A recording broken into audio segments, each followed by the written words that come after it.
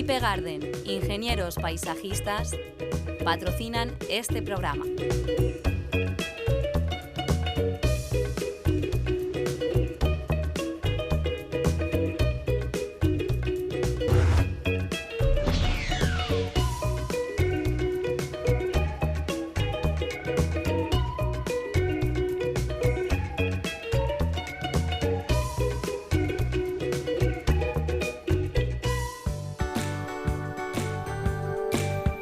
Hoy en La Hoja Verde, José Luis Romeu nos habla sobre la figura del paisajista y de la importancia de contar con ellos a la hora de trabajar nuestros jardines.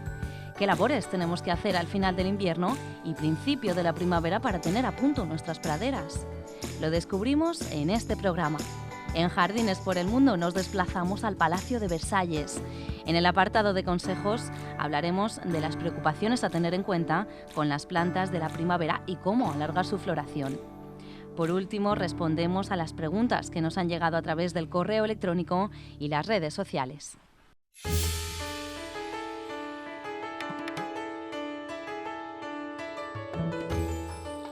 Todos tenemos claro que si queremos construir una vivienda o tenemos que hacer la reforma de nuestro domicilio, tenemos de contar con la ayuda de un arquitecto o un aparejador.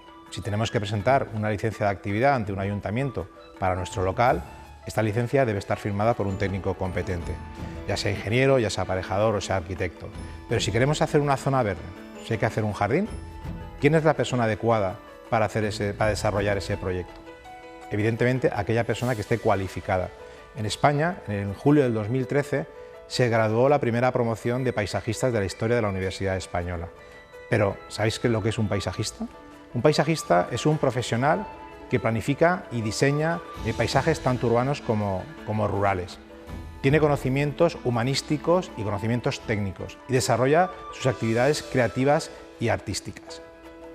Por eso yo os recomiendo que cuando vayáis a hacer un jardín o vayáis a hacer una reforma de vuestro jardín, contéis siempre con la ayuda de un profesional, una persona que de alguna manera os ayude a desarrollar ese proyecto con absolutas garantías. Y nada más, espero que disfrutéis del programa de hoy.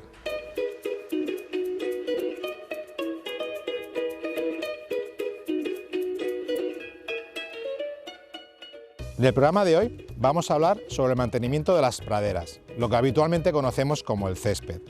¿Qué labores tenemos que hacer a final del invierno y principio de primavera para que esa pradera esté en perfectas condiciones cuando llegue el verano?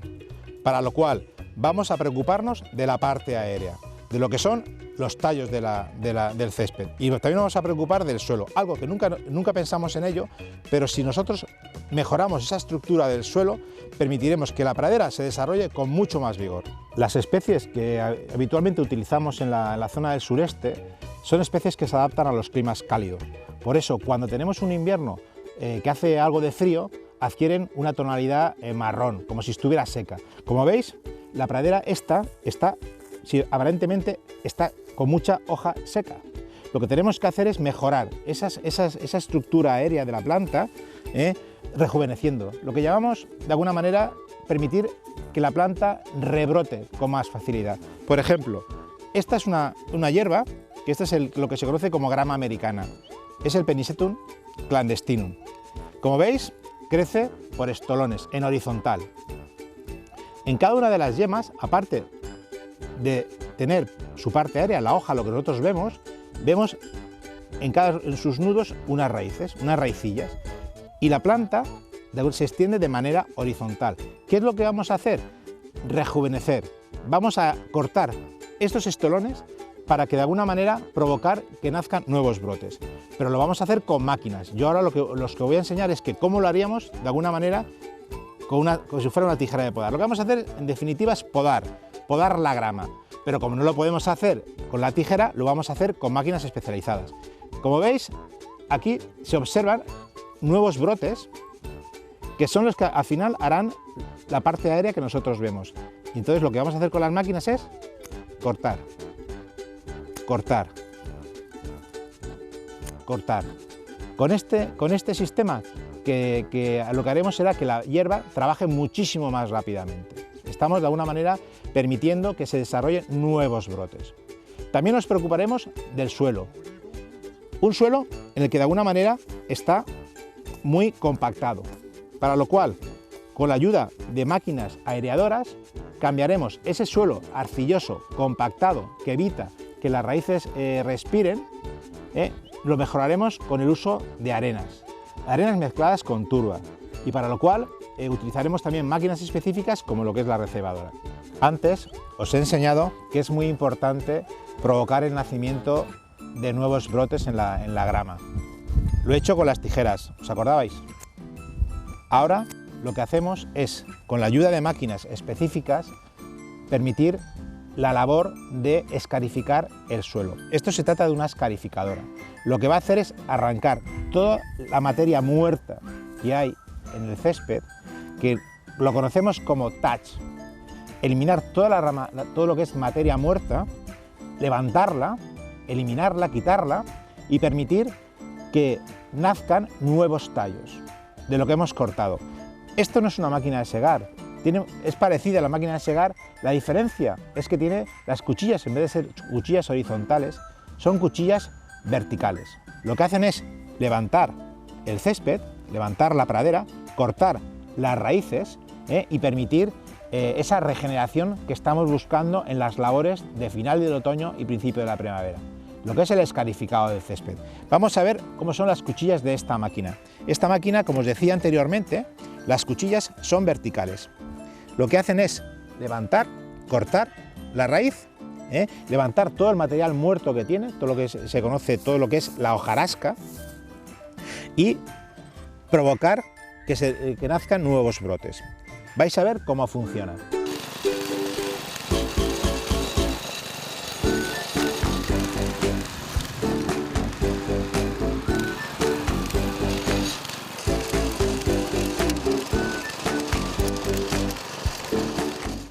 Ya hemos efectuado el primer paso en el rejuvenecimiento de una pradera. Hemos eliminado todo el material muerto. Como podéis observar, la máquina ha pasado, la escarificadora, y ha arrancado todo lo que es el material que tenemos que eliminar. Algo que estaba muerto en el césped, que ocupaba un espacio formando el touch, y lo que hemos hecho ha sido pasar esa máquina quitando todo el material muerto, eliminando lo que es el touch, pasando la primera máquina, la escarificadora.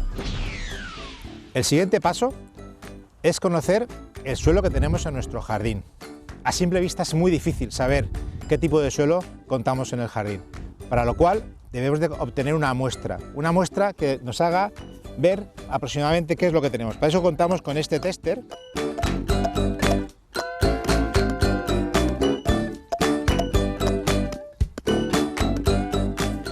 en el que podemos observar el tipo de suelo que tenemos. Se ha caído ese trozo al principio.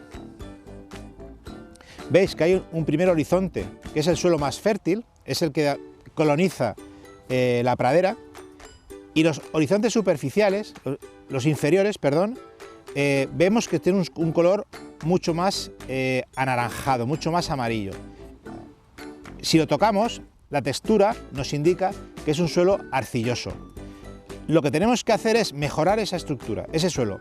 Queremos que las raíces del césped respiren, y para que respiren el aire tiene que circular con facilidad dentro del suelo, para lo cual debemos de mejorar ese suelo. ¿Cómo? Aportando arenas, aportando un recebo que sea rico en arena. Un suelo muy arcilloso, como es el habitual en nuestra zona, impide que el aire circule con facilidad. Tenemos que ir cambiando poco a poco ese suelo arcilloso por un suelo más arenoso, para lo cual contamos con máquinas como una pinchadora. Es una aireadora de pincho que extrae cilindros de tierra para que sean sustituidos por arena. Esta es la máquina que os comentaba antes. Esta es una aireadora profesional para espacios pequeños, para jardines domésticos. El objetivo de esta máquina es extraer cilindros de tierra para que sean sustituidos por arena o el recebo que utilizamos para nuestros jardines, para nuestras praderas. Como podéis observar, esta máquina dispone de unos cilindros que van a extraer los extractos de tierra. Podéis verlo. Cuando la máquina gira, lo que hace es sacar los cilindros de tierra para que sean sustituidos. Esto es igual que el tester que yo he utilizado anteriormente. La máquina saca la tierra que será sustituida por la arena que vamos a hacer en el recebo.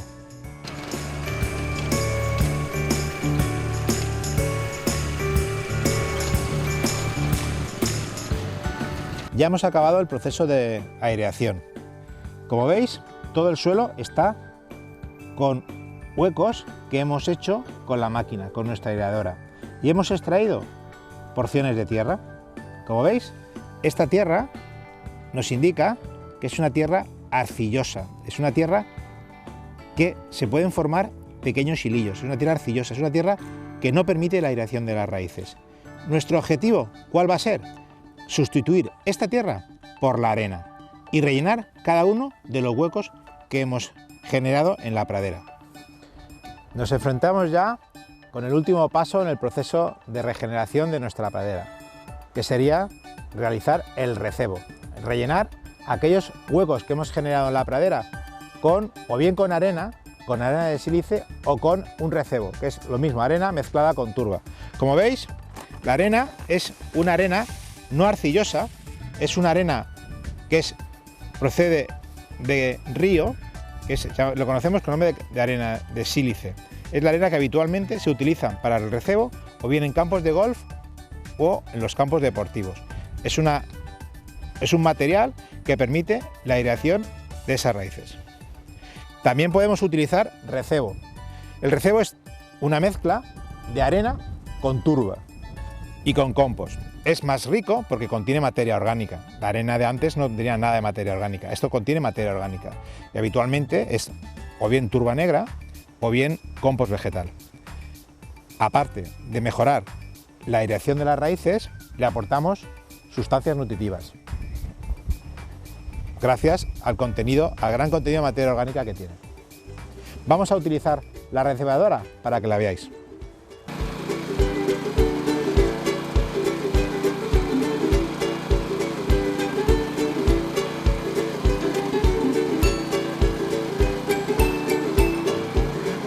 Bueno, ya hemos acabado el tema de hoy, que es el mantenimiento de las praderas de cara al verano. Para lo cual, recordar, hay 3 pasos fundamentales: escarificar, airear y recebar.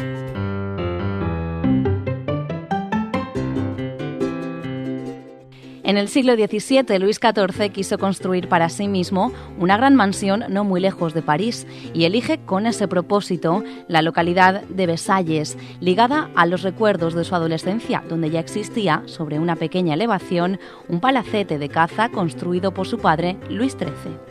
Con la ayuda del arquitecto Louis del Val construyó el nuevo palacio, pero es con el arquitecto paisajista André Lenotre con el que el rey inició el embellecimiento y ampliación del parque, en un proyecto que le ocupó hasta el fin de su reinado. Lenotre nos dejó una obra maestra de unidad y armonía, demostrando su habilidad para crear el conjunto de una magnificencia sin par en un lugar desfavorable y pobre de recursos naturales. La misión de Lenotre no consistía en proporcionar un marco digno al edificio, sino que se trataba también de crear un parque a modo de espacio exterior del palacio, en cuyo escenario debían de tener lugar grandiosas fiestas. Los jardines de Versalles fueron fruto de un programa de desarrollo progresivo, realizado bajo la exigencia de continuas ampliaciones. Sin embargo, en su forma final, presentan un plano de conjunto tan armónico y unitario que parecen ideados de una vez.